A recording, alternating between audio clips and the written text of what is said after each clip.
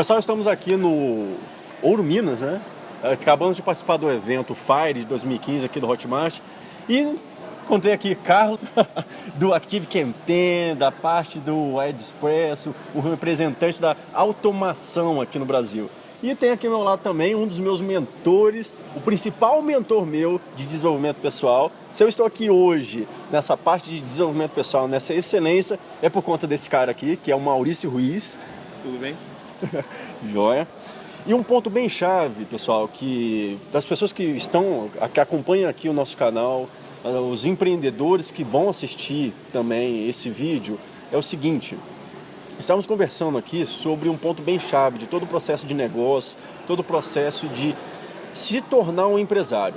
Nós estamos vendo muitos empreendedores e estamos vendo pouquíssimos empresários. Nós vamos conversar aqui um pouco sobre o que é ser um empreendedor, o que é ser um empresário e principalmente o que está faltando no seu negócio para fazer com que ele saia do status de empresa mesmo e entre para um status de o negócio, entre num status realmente que gere resultados.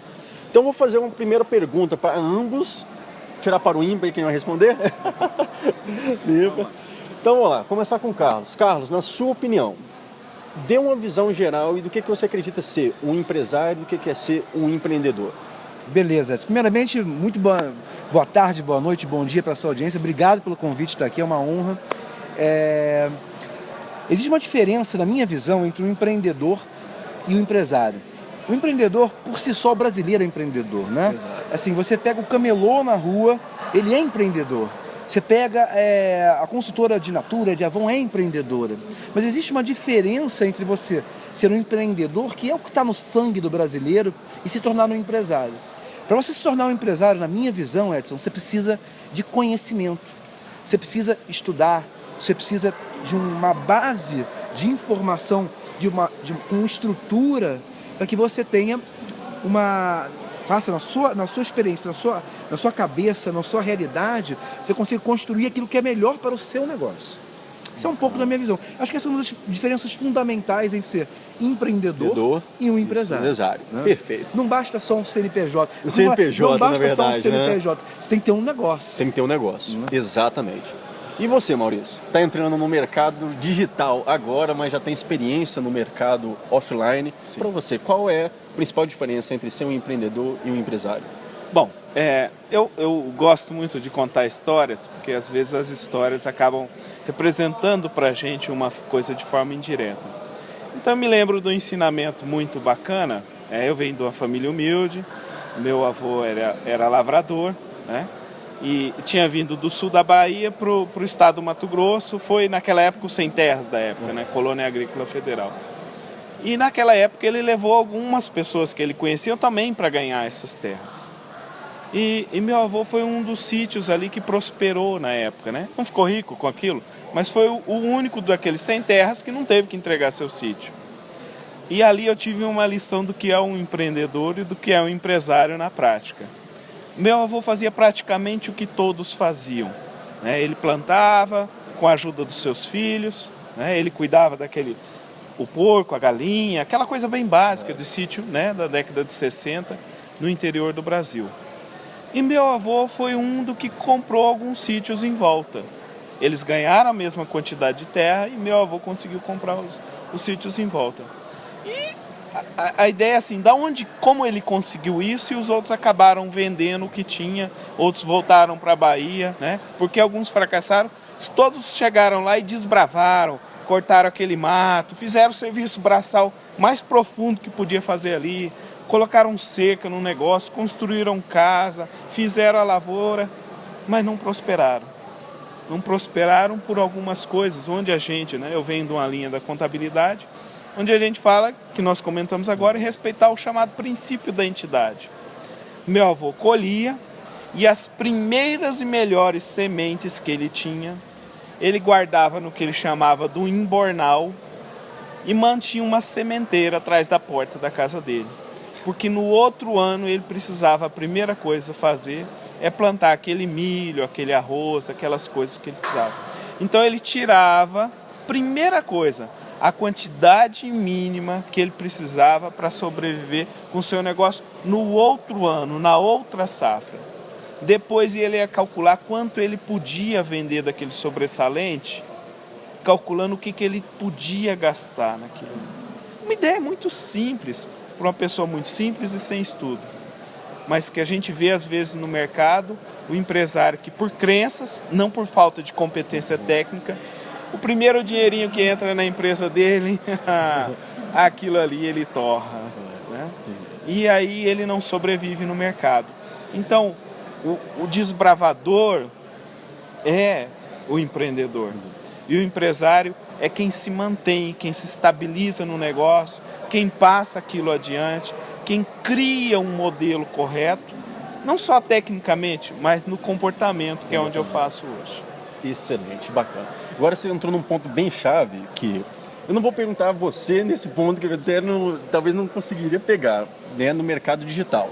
Porém, você introduziu o assunto que é o seguinte: primeiro os empreendedores pagavam, por dizer, tirava, né, tudo para si mesmo, para depois, e o que sobrou que vão investir? Sobrou e aí no outro ano comprava semente do meu avô. Exato. Agora, Carlos, que o pessoal do marketing digital, gostaria até que você conversasse um pouco sobre isso, sobre os pontos até que a gente iniciou, né, essa conversa aqui, que é realmente o que a maioria dos empreendedores digitais estão fazendo. E qual é o principal desafio que eles estão enfrentando? Vamos lá. Pegando uma carona na história do nosso colega, assim, eu conheço alguns empreendedores digitais e é um mercado muito latente, né? É um mercado que transforma vidas e faz histórias de uma forma muito rápida. Eu vejo muita gente ganhando dinheiro, empreendedores, e quando o negócio das pessoas começam a crescer, porque aí o mercado começa a forçar eles a gerar estrutura, a gerar uma série de custos que eles não tinham planejado anteriormente. E aí, às vezes, ele está até faturando mais, um negócio com mais exposição, um negócio ali até, de certa forma, um pouco mais perene ao longo daquele tempo, mas começam a ter muito menos lucratividade do que tinham. Na minha visão, Edson, isso é falta de planejamento. Isso é falta de realmente você não ter uma visão somente de empreendedor, mas uma visão de empresário. Uma visão onde você precisa ter um planejamento do seu fluxo de caixa, de precificação. Você não é um infoprodutor no mercado digital. A gente usa esse termo, se você não conhece o que é infoprodutor, é aquela pessoa que produz algum conteúdo que é veiculado através de um meio digital. Isso é um e-book, um curso online. O infoprodutor, ele tem que deixar de ser infoprodutor e passar a ser empresário. É muito difícil, Edson, porque nós somos muito imediatistas. E a vida hoje em dia, com o digital, com a tecnologia, nos leva a lugares que a gente acaba se vendo forçado praticamente a tomar aquele passo, porque a vida nos deu aquela oportunidade, e aí você ganha dinheiro.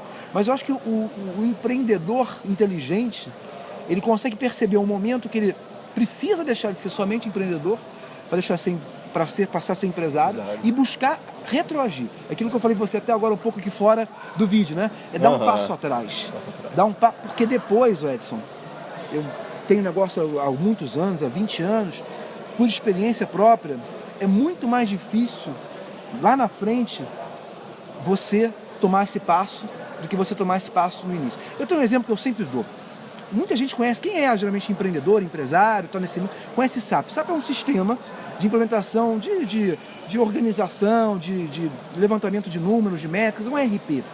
Você implementar um SAP numa empresa que fatura milhões, que tem 1000 colaboradores, é um processo de 1 ano. Você implementar um SAP numa empresa que está começando agora, você leva 15 dias.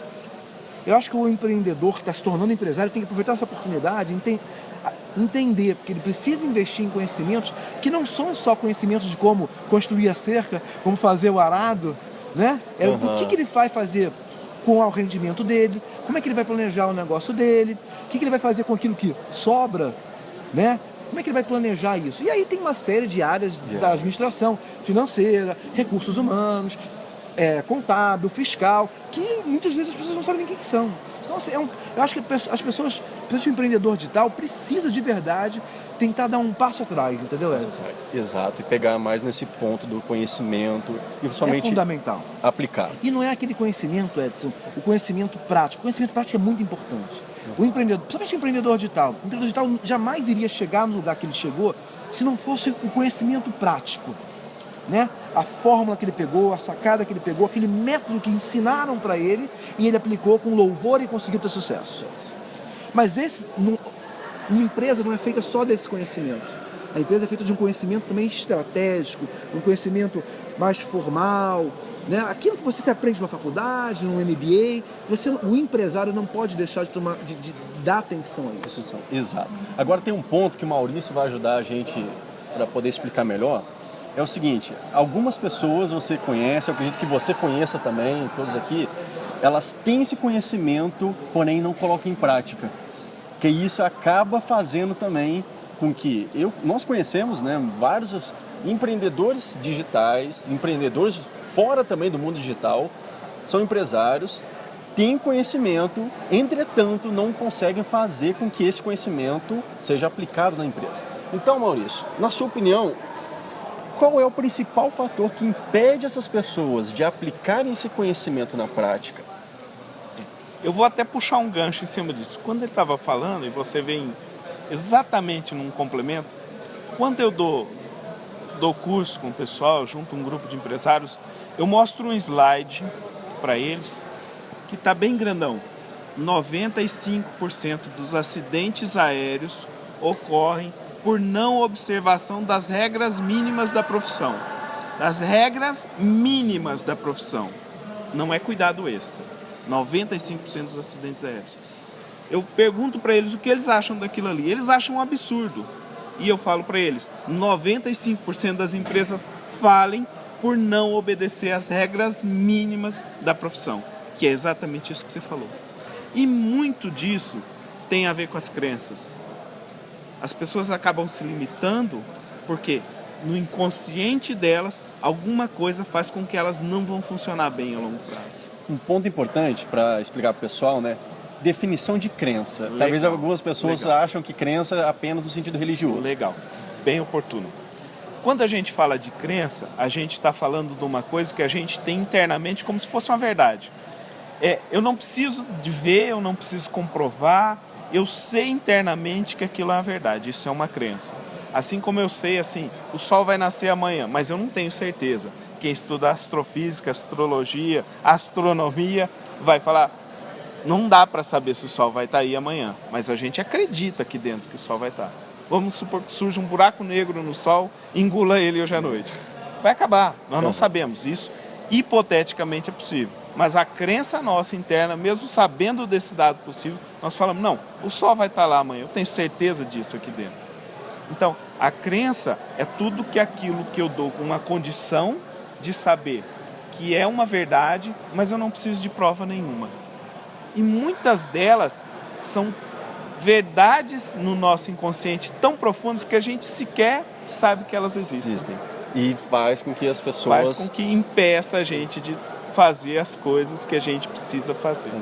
Exatamente. Então, para a gente ir finalizando também, porque o tempo das 2 aqui realmente é bem escasso e nós estamos há mais ou menos 18 horas em alta performance, nós quase não dormimos essa noite. Então, Carlos, 3 dicas que você daria para os empreendedores digitais ou os empreendedores não digitais ainda, para eles obterem sucesso nos seus negócios, gerenciando e administrando melhor. Vamos lá. Invista. Primeira coisa, acredite em você. Você é o seu maior bem. E a melhor coisa que você pode fazer quando você acredita em você é investir em você. Segunda questão, não acredite em tudo que falam para você. O verdadeiro empresário, empreendedor, a pessoa de sucesso, questiona o tempo todo, porque não existe verdade absoluta. A verdade para o seu mundo, para o seu negócio, você que constrói, né? E terceira questão, que eu acho que é o mais difícil disso tudo, até por questão das crenças, né, que a gente falou, é foco. Esse é um exercício que a gente tem que ter todo dia. É foco. É foco naquilo que a gente sabe, que a gente acredita que funciona. Porque muitas vezes as crenças e uma série de outros fatores atrapalham o nosso foco. Né? Você tem a crença que o sol vai nascer amanhã, E aí, de repente, o foco do seu trabalho é assim, não, eu vou trabalhar com uma hipótese que o sol não vai nascer amanhã. Mas elementos da nossa vida atrapalham para que a gente realmente persiga o foco do nosso negócio de verdade. Então, acho que são 3 dicas que, acho que seguindo isso, as chances de sucesso estão um pouco melhores. Excelente. E você, Maurício, quais são as 3 dicas que você daria de comportamento, de gestão, de mentalidade para o empreendedor digital e também não digital obter sucesso? Primeiro, o nome é sucesso empresarial justamente por isso. Uhum. A primeira ideia que vem, descubra qual que é a sua missão. Aquilo que você tem vontade de fazer incansavelmente, mesmo você não ganhando nada por isso. Porque se você falhar durante o processo, você vai ter ânimo para voltar a fazer aquilo. Essa é a primeira dica. A segunda dica, trabalhe as suas emoções. Treine-se sobre as suas emoções.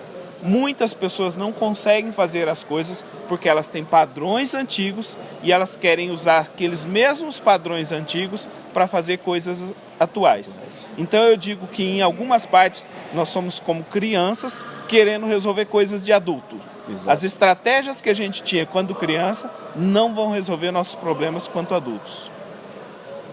E a terceira, coloque um pé na frente do outro. Sucesso é fazer o que tem que ser feito no momento que precisa ser feito. Perfeito. Maurício, quero agradecer a sua entrevista aqui, Obrigado, todas essas obrigado dicas. por trazer, gente. Carlos, Grande muito prazer. obrigado. Todo meu. E pessoal, acredito que essa entrevista vai abrir os olhos, abrir a mente de muitas pessoas. E uma coisa que eu sempre falo em todos os meus vídeos quase é o seguinte: não vai adiantar você apenas assistir essa entrevista, é colocar em prática. As dicas que o Carlos deu, as dicas que o Maurício deu, são de extrema importância para você colocar no seu negócio e fazer com que ele evolua. E talvez não apenas no seu negócio, talvez você não é um empreendedor, um empresário ainda. Você está no processo de escalagem profissional, está querendo construir carreira. Coloca essas dicas também. Cuide de si mesmo como uma empresa. Faça com que você seja o seu negócio pessoal. Colocando isso em prática, você vai levar o nível dos seus resultados para a próxima etapa. Então, quero dizer um muito obrigado para você, viva com paixão e até o próximo vídeo.